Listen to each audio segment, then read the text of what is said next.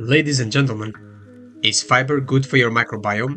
According to a recent vegan-supported randomized controlled trial, no, fiber is not as good as people think it is. The gut microbiome has been on everyone's mind, how it affects the body, and how we need fiber in order to have a flourishing and varied microbiome. However, this was never actually proven to be true. We had lab tests and animal tests that suggested that fiber as essential, but not a lot of human trials.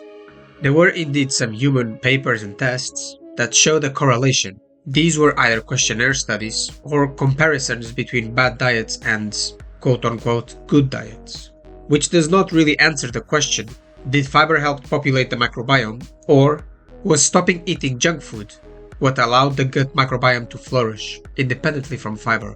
Last year, however, a vegan scientist wanted to show the benefits of fiber and compare it to what we know is good for the microbiome: fermented foods.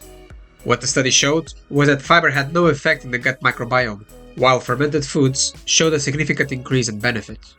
This was a study comparing probiotics versus prebiotics. For those who don't know, probiotics are foods or consumables that are rich in gut-friendly bacteria, such as yogurt, cheese, sauerkraut, or kimchi. Prebiotics, however, are ingredients that don't have bacteria per se, but scientists expect the microbiomes in your gut to develop as they consume these products. So, let's take a look at this beautiful study. First, the bad. Human nutrition randomized controlled trials are very famous for being very hard and expensive to do, especially in large scales. And this one is no different. A study that began with more than 300 volunteers, only 36 were chosen to participate and lasted until the end. Also, the study only lasted for 10 weeks, with 4 weeks of intervention and 6 weeks of follow-up. Now, the good part about this study.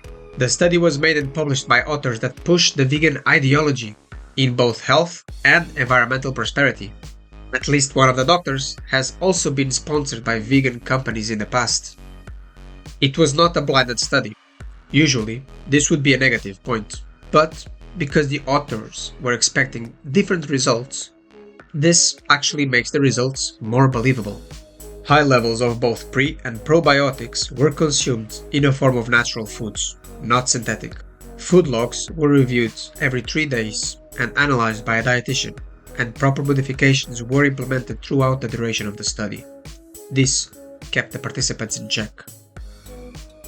To people saying that 10 weeks for a study like this is too little, please remember that the gut microbiome bacteria will only live for a few hours, up to a few days. If it was too little for the fiber, then why wasn't it too little for the probiotics? What the study shows is that the only increase in bacteria that fiber caused was in bacteria that helps digest fiber, and even that was not really significant. So vegans, fiber has been proven to cause IBS, SIBO, and constipation in many people. The only saving grace of fiber was the gut microbiome, and as it stands, you don't even have that now.